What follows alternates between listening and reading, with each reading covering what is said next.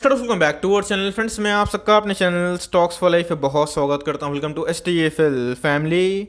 Dear family बस कल से एक नया ट्रेडिंग वीक स्टार्ट हो रहा है, तो wish you all the best. तो इसी बीच में बहुत सारे प्रश्न है कि सर अभी कहां पे निवेश करना सही होगा।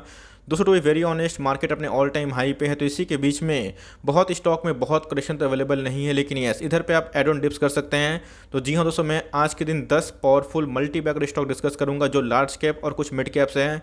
स्मॉल कैप को मैंने कंसिडर नहीं किया, just like Hindustan Food and Prince Pipe, ऐसे बहुत सारे स्टॉक्स भी है, लेकिन जहां ब्लू चिप कंडीशन इमर्ज हो रहे हैं, जिस कंपनी में काफ़ी स्टेबिलिटी है और आप जहां पे एड ऑन डिप्स कर सकते हैं, उन सब स्टॉक को मैं डिस्कस करूंगा। बहुत ही कुछ सीखने को मिलेगा। चैनल फर्स्ट टाइम होंगे सब्सक्राइब कर सकते हैं इस तरह क्वालिटी कंटेंट को सबसे पहले एक्सेस करने के लिए। Now without delaying any for time, let's begin. एक बार थोड़ा सा निफ्टी को देख लेते हैं कि निफ्टी कंडीशन क्या देखने को मिल रही है। दोस्तों बात की जाए निफ्टी की, तो अपने ऑल टाइम हाई पे है। तो मैंने बहुत सारे कमेंट्स देखे कि सर ऐसे कोई स्टॉक बताइए जो एकदम अपने एमओएस के लेवल पे है। दोस्तों जब मार्केट इतने ऑल टाइम हाई पे रहेगा तो स्टॉक एमओएस के लेवल पे कहाँ रहेगा, नहीं हो सकता। बहुत ही कम ऐसे स्टॉक होंगे जो अपने ऑल टाइम हाई से 30% 40% गिरे हुए होंगे। ऐसा बुल मार्केट में बहुत ही कम देखने को मिलता है, बिकॉज मार्केट का टॉप और बॉटम किसी को पता नहीं होता है। तो जब मार्केट का बुल फेस चलता है तो कैसा हमें बहुत ही सेंसिबली अपनी एसआईपी को कंटिन्यू करना है। बहुत लोग बोल रहे हैं, मैंने कमेंट में देखा कि सर नेक्स्ट वीक क्रैश आने वाला है, नेक्स्ट महीने क्रैश आने वाला है दोस्तों। और ये बात मैं फरवरी के महीने से सुनते आ रहा हूँ। अभी की बात की जाए तो सितंबर का महीना चल रहा है, तो मार्केट को कोई टाइम कर नहीं सकता। मार्केट में कुछ नेगेटिव न्यूज़ आएंगे तो कुछ पॉजिटिव न्यूज़ भी है। नेगेटिव न्यूज़ की बात की जाए तो जी हाँ, अगर आप देखें डेट बर्डन तो पूरे वर्ल्ड का बढ़ते हुए दिखाई पड़ रहा है। मनी बहुत प्रिंट हो रही है जो कि इकोनॉमी के लिए उतनी अच्छी बात नहीं है, लेकिन यस स्टिमुलस का सपोर्ट भी मिल रहा है। लेकिन याद रखिएगा, पॉजिटिव की बात की जाए कोरोना वायरस बहुत ही कम हो रहा है, और इंडिया की बात की जाए, वर्ल्ड इकोनॉमी की बात की जाए, ये बहुत तेज़ी से बढ़ते हुए दिखाई पड़ रहे हैं। मार्केट में आप हैं तो कोई ना कोई नेगेटिव न्यूज़ और पॉजिटिव न्यूज़ हमेशा 24/7 रहेगी। लेकिन मैंने क्या बताया, आपको अपनी एसआईपी कंटिन्यू करना है। अच्छे स्टॉक्स में अगर आप वैल्यू एड करते हैं और लॉन्ग टर्म में टिके हुए रहते हैं, आपको ऑफकोर्स बेनिफिट होगा। बिकॉज अगर आप इस क्रैश का वेट कर रहे हैं तो भूल जाइए, बिकॉज इस क्रैश का तो वेट होने ही वाला नहीं है। हो सकता है कि मार्केट कभी रिवर्सल दे, लेकिन क्या उसके लिए बैठे रहना नहीं दोस्तों। सबकी मंथली सैलरी आती है तो आपको एसआईपी करना है, और कभी मार्केट गिरता भी है आपको अपने एसआईपी को बढ़ा देना है। यही सिंपल फार्मूला होता है, और इसीलिए एसआईपी को सबसे ग्रेटेस्ट माना जाता है। मार्केट के ऑल टाइम हाई पे भी आपने कभी पैसे लगाए होते, टाइम दिया होता, पैसे ज़रूर बनते। और जो स्टॉक में ग्रोथ होता है वो निफ्टी और सेंसेस को ऑफकोर्स ब्रेक करते हैं, उनको आउट परफॉर्म करते हैं। तो जी हाँ, कौन कौन से स्टॉक्स में आप चाहें तो इधर पे एसआईपी कंटिन्यू कर सकते हैं। मैं लेवल से बताऊंगा जहाँ पे आप फर्दर डिसाइड कर पाऊँ। बहुत कुछ सीखने को मिलेगा। चलिए दोस्तों अब स्टार्ट कर लेते हैं। सबसे पहला स्टॉक जिस पर आपका फोकस होना चाहिए, डिफरी कंपनी, नाम क्या है, हिंदुस्तान यूनिलीवर। अगर आप देखें तो बहुत बड़ा डिस्काउंट में नहीं मिल रहा, लेकिन दोस्तों इसने अपना फ्रेश ब्रेकआउट दिया था। बताया कि 2200 के लेवल से मैंने इसको बहुत ही एग्रेसिवली कवर किया था। बताया था कि आप जितना होल्ड करेंगे उतने ही आपके लॉन्ग टर्म में जीतने के चांसेस बढ़ जाते हैं। अगर आप देखें तो अपने ऑल टाइम हाई से तकरीबन 100 रुपया डिस्काउंट रेट में अवेलेबल हो रहा है। और दोस्तों ये स्टॉक तो अभी तक भागा भी नहीं है, बिकॉज एक साल में इसने कोई पैसे नहीं बनाए हैं, और अपने ऑल टाइम हाई को इसने ब्रेक करके नया ऑल टाइम हाई लगाया। बस 5% का रिटर्न है। ऐसे बहुत सारे ब्रोकर्स हैं जिनका मानना है कि एचयूएल आने वाले 3-6 महीना में यहाँ से 3200 के भाव पे भी जा सकता है। मुझे ऐसा लगता है कि एचयूएल में काफ़ी पोटेंशियल है। जी हाँ दोस्तों, इनके पीयर्स की बात की जाए तो अच्छे खासे पैसे बनाए हैं। टाटा कंज्यूमर की बात की जाए वो सबसे तेज भागने वाला स्टॉक है, लेकिन एफएमसीजी में ये स्टॉक अभी भागना स्टार्ट ही किया है। तो मेरे हिसाब से कैसे आप चाहें तो एचयूएल में सीएमपी में बाई कर सकते हैं। और ये सब जो स्टॉक होता है डिफरी है, और ये सब स्टॉक का कभी फ्यूचर खराब नहीं हो सकता, बिकॉज मार्केट में बहुत ही पकड़ है। एक ब्लू चिप कंपनी है, 6 लाख करोड़ से ऊपर के मार्केट कैप हैं। आप चाहें तो कंसिडर कर सकते हैं, और हर 50 के फॉल पे आप चाहें तो बाई कर सकते हैं। इसके पहले स्टॉक काफ़ी ओवरबॉट जोन पे था और घुसने का मौका मिल रहा है, तो काफ़ी डिफेंसिव स्टॉक है। अगर आपकी एज श्रेणी 40 साल से ऊपर है, 50 साल से ऊपर है, आपको मार्केट क्रैश का डर लगता है, तब चाहें तो एचयूएल में निवेश कर सकते हैं। अच्छी कंपनी है, और इधर पे हर 50 के फॉल पे आपने एसआईपी को कंटिन्यू कर सकते हैं। उसके बाद बात की जाए एचडीएफसी लाइफ इंश्योरेंस, मैंने आपको बहुत और बताया है कि एसबीआई लाइफ जिस हिसाब से भागा है उस हिसाब से एचडीएफसी लाइफ में अभी भी वो तेज़ी नहीं आई है। बिकॉज अगर आप देखें तो एसबीआई लाइफ ऑफकोर्स अपने ऑल टाइम हाई पे ट्रेड करता हुआ दिखाई पड़ रहा है, और इसका जो हाई है 775 का, ये दोस्तों उधर से 30-50 रुपये कम मिल रहे हैं। तो जी अगर आपको इंश्योरेंस में निवेश करना है, डिफरी कंपनी है, आप चाहे तो कंसिडर कर सकते हैं। बहुत ही कम डाउन साइड मुझे लगता है, लेकिन एक बार ये स्टॉक 750 का ब्रेकआउट देगा तो जी हाँ दोस्तों, ये शॉर्ट टर्म में भी आपको 830 का दर्शन करवा सकता है। देख सकते हैं कि जब इधर पे कंसोलिडेशन था, मैंने एचडीएफसी लाइफ को बहुत बार कवर किया था, आपको अच्छे से याद है। उसके बाद हमें एक ब्रेकआउट देखने को मिला, फिर से दोस्तों कंसोलिडेशन हो रहा है। आप देख लीजिएगा, मार्केट अगर स्टेबल रहा, थोड़ा सा लाइक मनी पंप का सपोर्ट भी रहा, इस हिसाब से हमें जल्दी ही ब्रेकआउट दिखा सकता है। मनी फ्लो इंडेक्स की बात की जाए, RSI की बात की जाए तो पहले ओवरबॉट जोन पे था, अभी की बात की जाए तो यस इधर पर उठाने लायक है, तो इधर पर आप चाहें तो अपनी SIP को HDFC लाइफ में भी कैरी फॉरवर्ड कर सकते हैं। बात की जाए एल्केली एलिमेंट्स को मैंने आज के दिन ही कवर किया और बताया है कि बहुत ही शानदार फंडामेंटल्स है। अमाइंस का बिजनेस मैंने एक्सप्लेन किया है, इनके रेवेन्यू कहाँ से आते हैं, एलिफेटिक अमाइंस में क्या इनका परसेंटेज ऑफ वेटेज है, स्पेशलिटी केमिकल से कितना रेवेन्यू कमाते हैं। तो अगर ज़्यादा जानकारी चाहिए तो मेरे वीडियोस को ज़रूर देखें, लेकिन मुझे लगता है कंपनी फंडामेंटली अच्छी है। अगर इनके प्रोमोटर्स ने अपने कुछ स्टेक को ऑफलोड किए हैं उससे घबराने वाली बात नहीं है, बिकॉज अभी भी 74% का स्टेक हमें प्रोमोटर्स के पास देखने को मिलता है, जो कभी ना कभी तो कम होगा। लेकिन अगर आप देखें तो स्टॉक आपको अच्छे खासे डिस्काउंटेड मिल रहा है। अगर आप देखें तो 4749 का स्टॉक है, आपको मिल रहा है 3953 के आसपास, और मुझे लगता है कि हर डिप्स में आप ऐसे केमिकल मल्टीबैगर में निवेश कर सकते हैं। मैंने उसमें बेस्ट बाइंग लेवल बता दी है, मैं फिर से रिपीट करना चाहता हूं, अगर ये लेवल को सस्टेन नहीं कर पाता है तो आपको 3650 का जो सपोर्ट है ये ज़रूर आने वाले कल में देखने की उम्मीद है। अगर ये नहीं भी आता है तो 3750 के आसपास आता है, और एकदम अगर बहुत पैनिक वाला क्रिएशन होता है तो वहाँ पर दोस्तों बड़े पार्टीज माल उठाएंगे। और लास्ट डे की कंडीशन की बात की जाए, इसमें दबा के माल उठाया जा रहा है, तो मेरे हिसाब से आप CMP में स्टार्ट एक्मुलेशन कर सकते हैं। 10 स्टॉक खरीदने की ताकत है, उतना बॉटम आउट मत करिए, कम से कम 2 स्टॉक निवेश कर दिए। अदरवाइज अगर स्टॉक भागता है तो बहुत लोग देखते ही रह जाते हैं। स्टॉक का अगर आप देखें रीजन तो ओवर सोल्ड जोन के आसपास आ चुका है। मुझे लगता है अगर आपको अमाइंस वाले बिजनेस में निवेश करना है, केमिकल में अभी जो भागा हुआ नहीं है, भाग सकता है आने वाले 6 महीने में, साल भर में, आप चाहें तो एल्केली एलिमेंट्स को ट्रैक कर सकते हैं। गजब के फाइनेंशियल्स इनके देखने को मिल जाते हैं। उसके बाद की जाए ICICI बैंक, मैंने आपको बताया भी है। कोटक महिंद्रा बैंक को मैंने आपको रेगुलरली कवर किया था 1700 के भाव पे, और उसके बाद आज का भाव जो लास्ट डे का भाव था 2000 के आसपास था। सेम दोस्तों ICICI बैंक में और HDFC बैंक में वही कमेंट्री है। ICICI बैंक भी जल्दी ही ब्रेकआउट दिखा सकता है। और टारगेट्स की बात की जाए तो कम से कम ब्रोकर्स 850 से लेकर 900 बोल रहा हूँ। मुझे भी लगता है एक बैंक निफ्टी में इनफ्लो आता है तो जी हाँ, इसमें तेजी के चांसेस बहुत ही बढ़ जाते हैं। देखिए दोस्तों, ICICI बैंक एक तरह का लीडर बैंक हमें देखने को मिल रहा है। HDFC बैंक के बाद बहुत बड़ा मार्केट शेयर ICICI बैंक के पास देखने को मिलता है, और इनकी टेक्नोलॉजी है मुझे काफ़ी पसंद आ रहा है। और रिटेल बैंकिंग में ये कंपनी बहुत ही काम कर रही है। तो जी हाँ दोस्तों, आप चाहें तो ICICI बैंक पे फोकस कर सकते हैं। CMP में भी माल उठा सकते हैं, और कभी भी आपको स्टॉक 700 के आसपास मिलता है, उससे ब्रेक करता है तो जी हाँ, आपको 680 पे भी जाता हुआ देखने को मिल सकता है।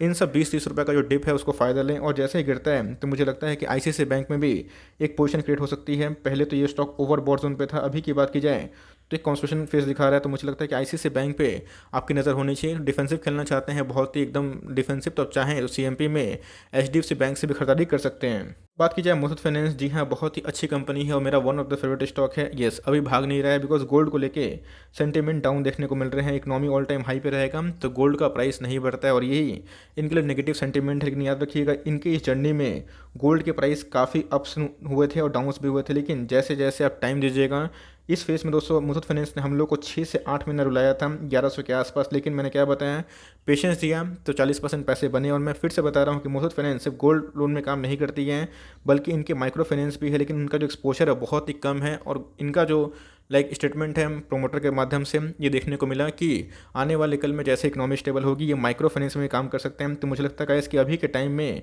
ये बेस्ट अंडर वैल्यू स्टॉक है, जहाँ पे आप सीरियसली ट्रेड कर सकते हैं। इसमें लॉस होने के चांसेस लॉन्ग टर्म में बहुत ही कम हो जाते हैं। अगर आप देखें तो ये एकदम बाइंग जोन पे अवेलेबल है, आप चाहें तो बाई कर सकते हैं। 1450 इनके इंट्रिंसिक वैल्यू हमें दिखाई पड़ता है, 14-15 का ही पी हमें देखने को मिलता है। इनके आने वाले क्वार्टर में नंबर्स अच्छे होने वाले, लेट्स सी कि अच्छे नंबर्स आएँ और स्टॉक में ब्रेकआउट हो। लेकिन मुझे डाउन साइड यही 1450 के आसपास लगता है। अपसाइड की बात की जाए तो कम से कम 2000 के लगभग इसे पोटेंशियल है आने वाले फॉरवर्ड 1 सालों में। तो जी हाँ दोस्तों, मुथूट फाइनेंस में भी आपकी खास नज़र होनी चाहिए। मणप्पुरम फाइनेंस आपने लिया है तो अच्छी कंपनी है, और दोनों कंपनी अभी के टाइम में बेस्ट अंडर वैल्यू स्टॉक देखने को मिल जाते हैं। अगर आप देखें तो ये भागा हुआ स्टॉक नहीं है, पहले भाग रहा था, वॉल्यूम मजबूत है, लेकिन अभी भी 200 RSI वीक देखने को मिल रहा है। तो मेरे हिसाब से आप चाहें तो मुथूट फाइनेंस में भी फर्दर पोजीशन को इनिशिएट कर सकते हैं, और लिए हुए हैं तो आराम से कंटिन्यू करें। मैं आज ही के दिन एक आर्टिकल देखा जहाँ पे क्रूड ऑयल के प्राइसेस में एक उछाल देखने को मिल रहा है। स्ट्रॉन्ग रिकवरी जब भी होती है इकोनॉमी की, क्रूड हमेशा मजबूत होता है, लेकिन ये सेंटीमेंट तो नेगेटिव है, लेकिन ये स्टॉक काफ़ी पॉजिटिव है। पूरे साल भर की बात की जाए तो इसने अभी तक दोस्तों एशियन पेंट की तरह रैली नहीं दी है। मुझे लगता है एक बार ये ब्रेकआउट देगा तो भाई आपको ये 1000 के ऊपर ही देखने को मिलेगा। तो मैं बोलूँगा कि बेस्ट टाइम है जहाँ पे आप बॉर्जर पेंट जैसा मल्टी बैगर स्टॉक को उठा सकते हैं। अगर आप देखें तो इसका जो भाव था 20 साल पहले 1 रुपये के आसपास था, अभी अगर आप देखें तो 872 का स्टॉक है। इसमें बोनस स्प्लिट भी एडजस्टेड है। तो ये सब कंपनी दोस्तों लॉन्ग टर्म का मल्टी बैगर है और था और रहेगा। तो इन सब कंपनी पे आपको फेथ होना चाहिए, बिकॉज मार्केट में ये सब कंपनी बहुत ही कम होती है, और इनका जो कैपेक्स प्लान है 2023 तक वो बहुत ही शानदार है। तो मुझे लगता है बर्जर पेंट एकदम CMP में मस्ट बाई वाला स्टॉक है। बर्जर पेंट अभी नहीं भाग रहे हैं, लोग परेशान हैं, लेकिन दोस्तों जब भागेगा तब देख लीजिएगा, लोग उस समय खरीदने के लिए पागल होंगे। तो मेरे हिसाब से CMP में बाई करिए और कभी भी 800 के आसपास आता है, 780 के आसपास आता है जो इसके पहले का बॉटम था, यहाँ पे अपने एसआईपी को बढ़ा दीजिए। ये सब स्टॉक कभी खत्म नहीं होंगे और इनका बिजनेस सालों सालों चलने वाला है। आरएसआई की बात कीजिए तो 45 के आसपास अब मुझे लगता है कि एकदम बॉर्डर पेंट में सीएमपी में आराम से फॉर लॉन्ग टर्म बाई हो सकती है। पेशेंस रखिएगा, धैर्य रखिएगा तो यही सब कंपनी आपको रिवॉर्ड करेगी। जब मार्केट में एक ऑप्टिमिज्म आएगा तो यही सब का जो शेयर प्राइस है आपको काफ़ी रॉकेट देखने को मिल सकता है। दोस्तों जो मेरी कमेंट्री है बर्जर को लेकर, रिलैक्सो को लेकर भी वही है। अगर रिलैक्सो की बात की जाए, आपको पता है कि 800 के लेवल पे, 750 के लेवल पर मैंने रिलैक्सो को बहुत बार कवर किया था और अभी भी कवर करता हूँ, बिकॉज इसको मैंने चट्टान नाम दिया है। ये सब स्टॉक अगर आप देखें, कोविड हो या फिर कुछ भी हो, ये गिरते ही नहीं है, बिकॉज ग्राउंड बिजनेस बहुत ही मजबूत है और नई लीडर है। बाटा को इसने बीट करके नया एक लीडरशिप गेन किया है। तो मुझे लगता है कि इसके इधर पे आप सीएमपी में उठाना स्टार्ट कर दे, बॉटम आउट ना करे, वरना बजाज फाइनेंस वाला हाल हो सकता है। सब स्टॉक में आपको घबराने की आवश्यकता नहीं है। इसके पहले ये भाग रहा था तो लोग पूछते थे कब खरीदना, गिर रहे हैं तो लोग बोल रहे कि और कितना गिरेगा, ऐसा मत करिए। एसआईपी कमिटेड है, एसआईपी कमिटमेंट रखिए और इन सब स्टॉक को वैल्यू करिए। इन सब स्टॉक में कभी भी गिरावट होती है तो वैल्यू बाइंग हो जाती है और ये सब स्टॉक कभी ग्राउंड पे खत्म नहीं होगा। लोग चप्पल जूते यूज़ करेंगे और उसमें एक इमर्जिंग कंपनी तो नहीं है लेकिन इमर्ज कंपनी हो चुकी है।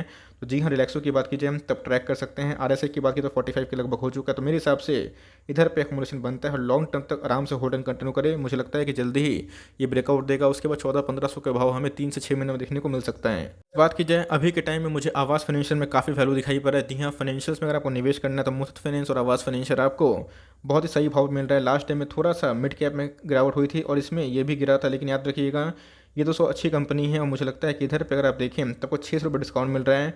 तो जी हाँ, थोड़ा सा रिस्क टेकर है, मिड कैप में रिस्क ले सकते हैं लॉन्ग टर्म होल्डिंग के लिए। तो आवास फाइनेंशियल जो कि हाउसिंग लोन देती है, आपको इससे फोकस जरूर होना चाहिए। आप देख सकते हैं कि इधर पे एक ब्रेकआउट का वर्ष हमें देखने को मिला था और इधर पे अगर प्रॉफिट बुकिंग नहीं आई होती तो हो सकता है कि 2600 के लेवल पे जाने की कोशिश करता। अच्छी बात है, गिर रहे हैं तो आपको उठाने का मौका ही मिला, लेकिन एक बार जब भागेगा तो इसमें कंटिन्यूसली तेजी आ सकती है। आरएसआई की बात की जाए तो बहुत ही ओवरसोल्ड जोन पे हैं।